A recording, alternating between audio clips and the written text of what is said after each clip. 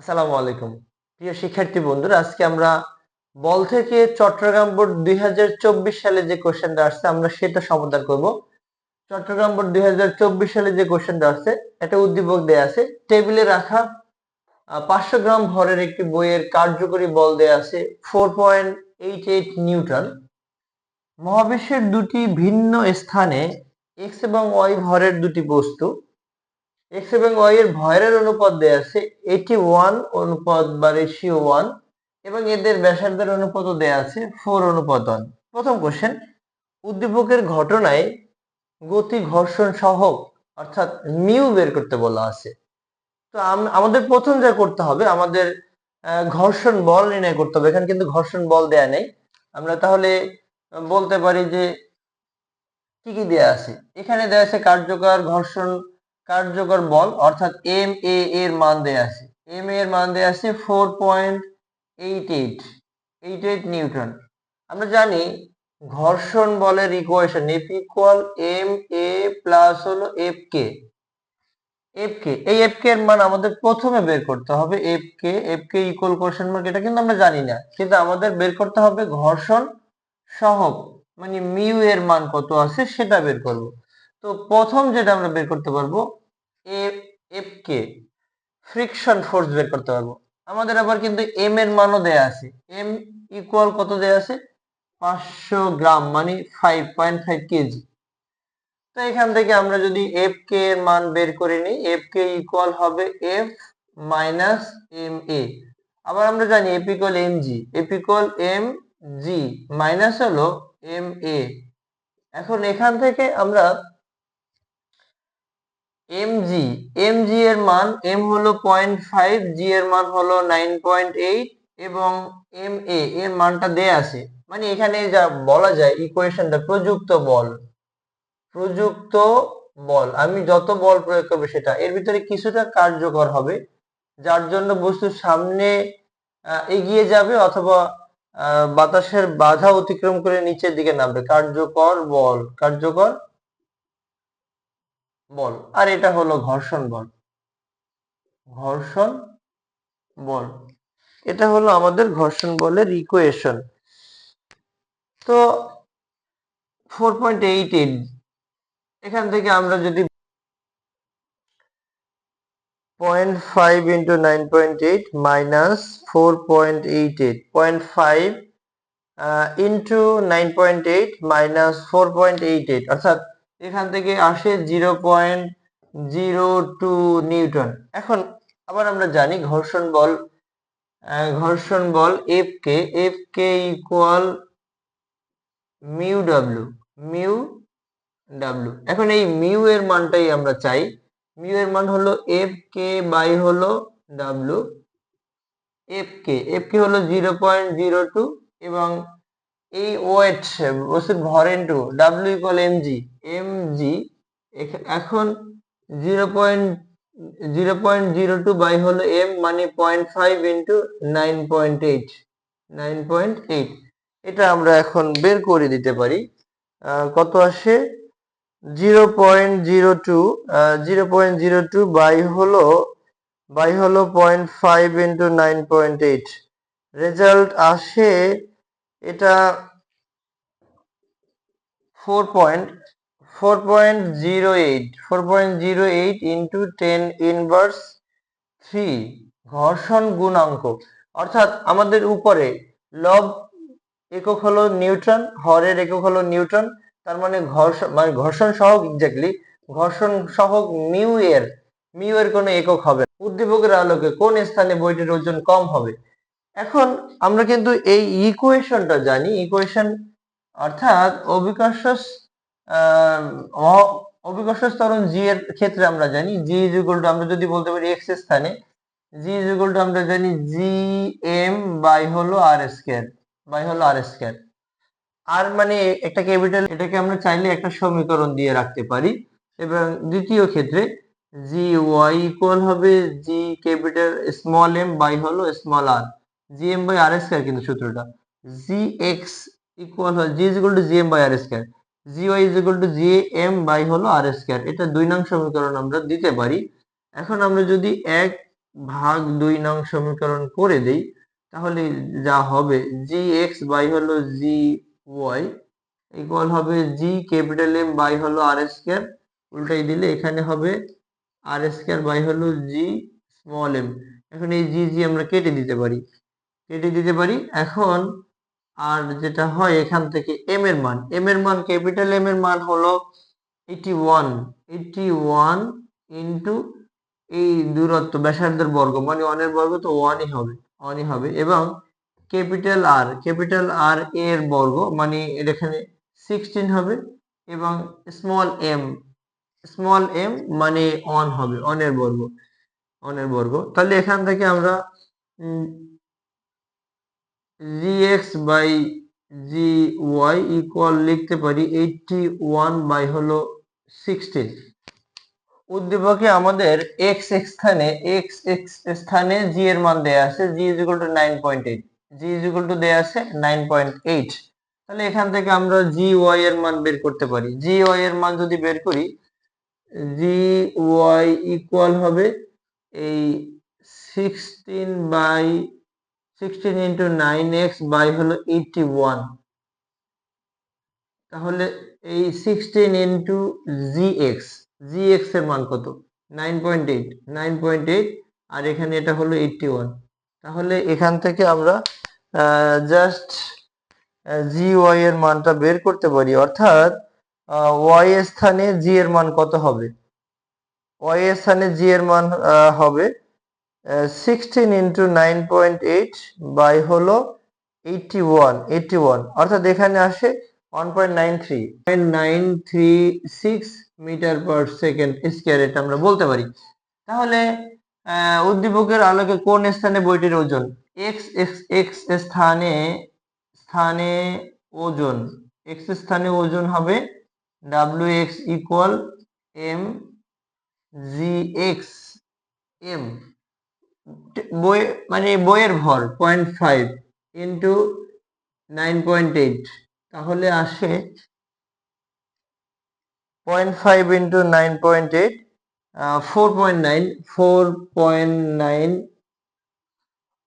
4.9 Newton, 4.9 Newton, যেটা আমরা আগেও বের করেছি। ওয়াই স্থানে ওজন ডাব্লিউ ওয়াই ইকুয়াল হবে এম জি ওয়াই, এম হলো 0.5, জি হলো 1.936, তো 0.5 ইন্টু 1.936 রেজাল্ট আসে 0.966 নিউটন। তো বলা যায় যে এক্স এক্স স্থানে বইটির ওজন বেশি, এক্স এক্স এক্স স্থানে বইটি সর্বোপরি বলা যায় যে এক্স স্থানে যেহেতু জি এর মান বেশি, তাহলে বইয়ের ওজন বেশি। এক্স ওয়াই স্থানে যেহেতু জি এর মান কম পেলাম, এই জন্য বইয়ের ওজনও কম হবে। আসসালামু আলাইকুম। আজকে আমরা কুমিল্লা বোর্ড 2024 সালের কোশ্চেনটা দেখি। কুমিল্লা বোর্ড 24 সালের যেই কোশ্চেনটা আসছে, সিমিলার কোশ্চেন বরিশাল বোর্ড 2025 সালে আসছে। এক ব্যক্তি একটি নির্দিষ্ট স্থান থেকে 2 কেজি ভরের একটি বস্তুকে 584 মিটার দূরের একটি বাক্সে ফেলার জন্য, আর 25 সালে আসছে জাস্ট গর্তে ফেলার জন্য 10 সেকেন্ড ধরে 10 নিউটন বল প্রয়োগ করে মাঠের ঘর্ষণ বা পথে। প্রথম কোশ্চেন বলা আছে বস্তুর উপর পথের ঘর্ষণ সহগ। এখানে ঘর্ষণ বল দেয়া আছে, ঘর্ষণ বল আছে এফ কে, ফ্রিকশন ফোর্স মানে 3 নিউটন দেয়া আছে।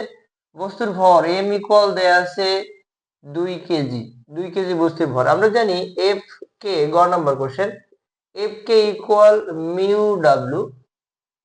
এই মিউ এর মান বের করতে বলা আছে, অর্থাৎ ঘর্ষণ সহগ মিউ ইকুয়াল কোশ্চেন মার্কস, এটা আমরা বের করব। মিউ ইকুয়াল হবে তাহলে এফ কে বাই হলো ডাব্লিউ, এফ 3 নিউটন আর W equal M G, M হলো, এখানে আমরা একটু আরেকটা লাইন যদি লিখি এফ কে আর এখানে হলো এম জি। এফ কে হলো 3, এম এর মান হলো 2, জি এর মান হলো 9.8 2 ইন্টু 9.8 অর্থাৎ 0.1530 0.1530 রেজাল্ট আসে 0.1530। একটা জিনিস আমরা খেয়াল করি যে এই উপরে নিউটন এবং ওজনের একক এটাও নিউটন, ঘর্ষণ ফ্রিকশনাল ফোর্স এটা নিউটন এবং ডাব্লিউ ওয়েট এটাও নিউটন, তাহলে এটা একটা অনুপাত রাশি, একই জাতীয় রাশির অনুপাত হওয়ার কারণে এই ঘর্ষণ সহগ এর মানের কোনো একক হবে না। এই ব্যক্তির উদ্দেশ্য সফল হবে কিনা আমরা এই কোশ্চেনটা সলভ করতে চাই। এই কোশ্চেনটা সলভ করার জন্য আমরা একটু দেখব যে ব্যক্তি কত সেকেন্ড ধরে বল প্রয়োগ করে, অর্থাৎ 10 সেকেন্ড ধরে বল প্রয়োগ করে। এই 10 সেকেন্ড ধরে যেহেতু বল প্রয়োগ করে, এই বস্তুটা যে বলের কারণে সামনে এগিয়ে যায় এটা তো ঘর্ষণ বল, মানে কার্যকর বলের কারণে। আমরা আমরা জানি ঘর্ষণ বল রিলেটেড, অর্থাৎ ঘর্ষণযুক্ত তলে বলের সমীকরণ হলো F equal M A plus F কে। আমরা বলতে পারি F equal M A plus হলো এফ কে। এই জাস্ট এই যে কার্যকর বল এটাকে আমরা বলতে পারি প্রযুক্ত বল, অর্থাৎ আমি টোটাল যে বলটা প্রয়োগ করব তার একটা অংশ বস্তুটাকে সামনে এগিয়ে নেবে, এটা হলো কার্যকর বল। কার্যকর বল আর এখানটা হবে ঘর্ষণ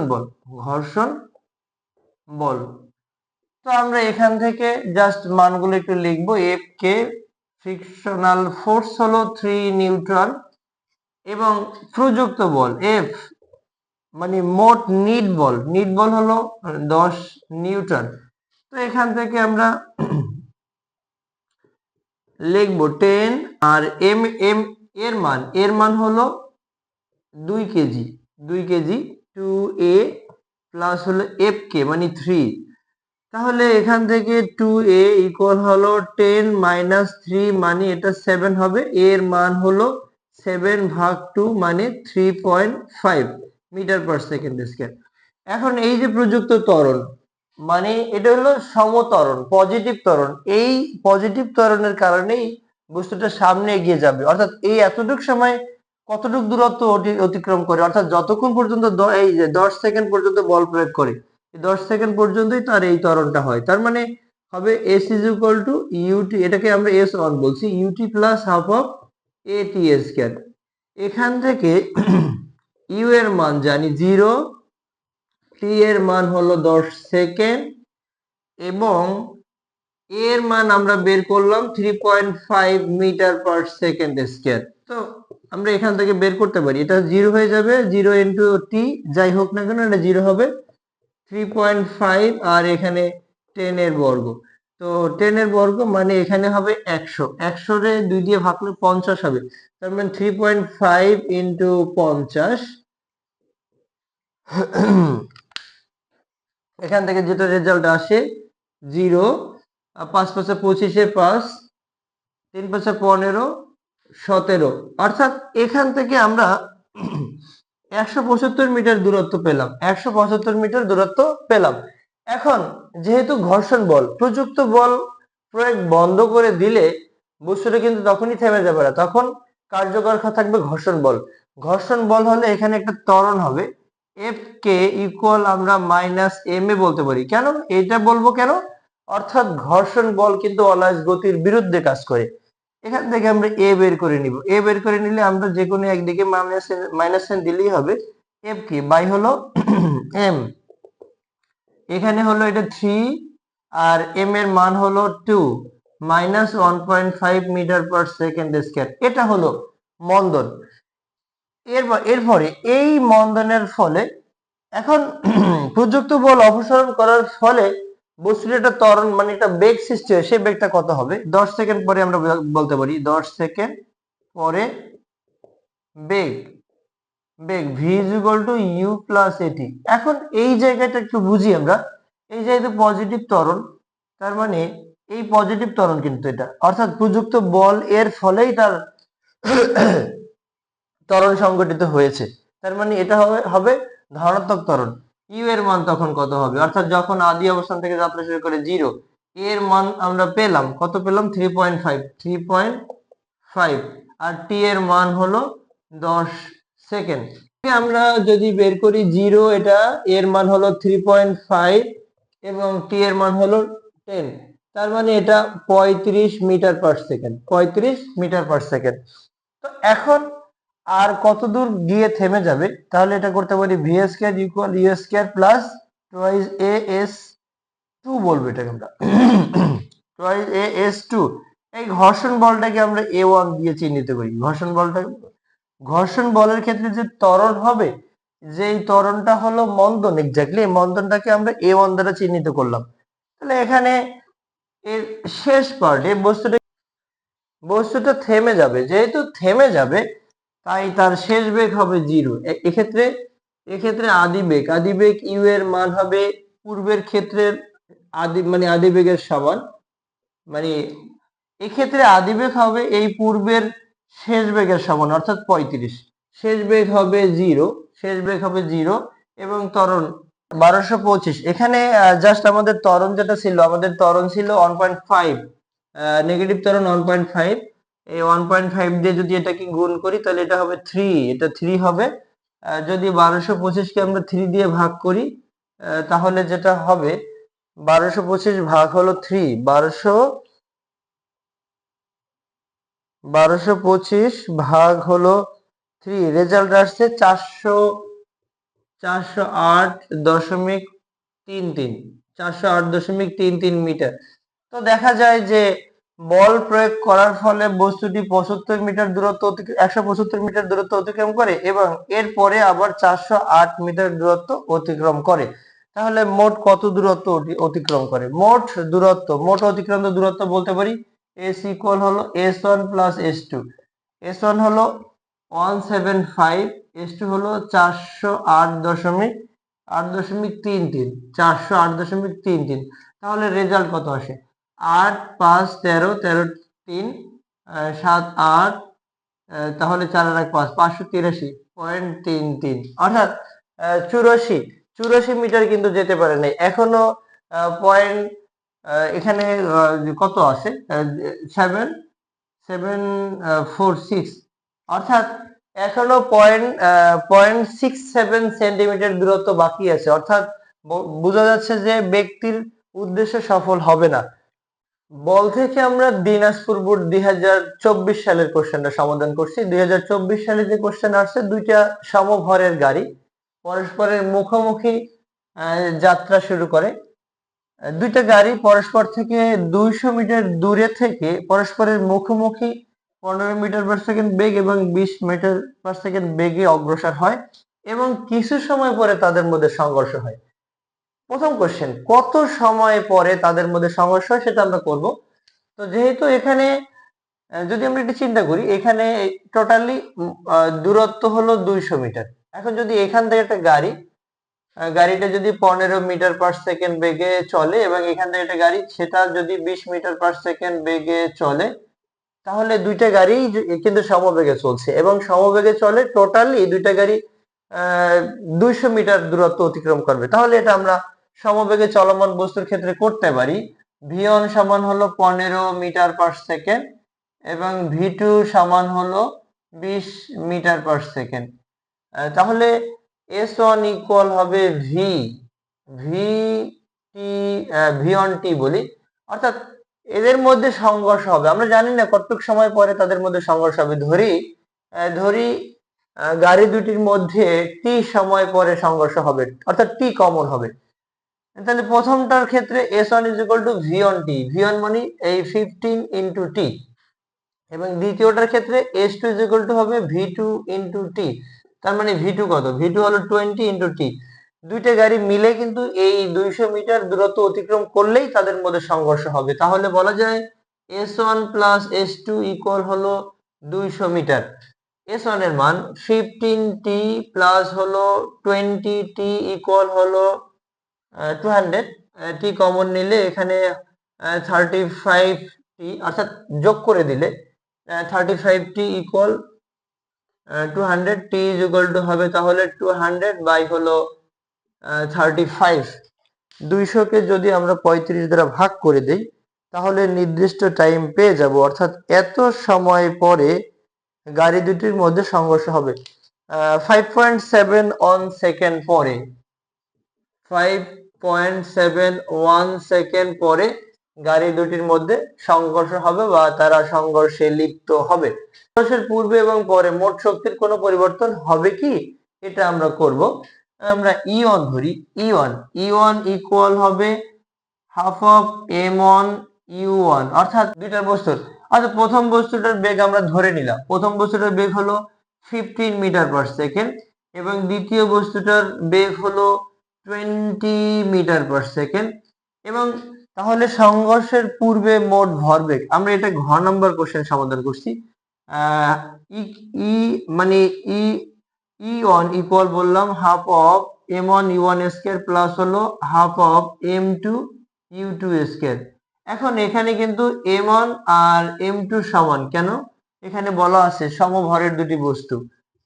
হাফ এখানে m বলতে পারি, u1 বলতে 15 whole square, half m 20 whole square. তাহলে যেটা হয় এখান থেকে আমরা কিন্তু হাফ m কমন নিয়ে নিতে পারি, 225 যোগ হলো 400। তাহলে এখান থেকে যা আসে হাফ m ইন্টু, তাহলে যা আসে 625 ভাগ করে দিলে যেটা হবে 312.5, অর্থাৎ 312.5 312.5 এম গতিশক্তি, মানে এম জুল। গতিশক্তি হলো 312.5 এম জুল বের করলাম। এবারে সংঘর্ষ যেহেতু হবে, সংঘর্ষের পরে প্রথম গাড়ির বেগ কত হবে আমরা বের করব। v1 ইজ ইকুয়াল টু আমরা জানি m1 মাইনাস m2 ইন্টু হলো u1 প্লাস হলো 2 ইন্টু m2 u2 বাই হলো m1 প্লাস m2, এটা আমরা জানি।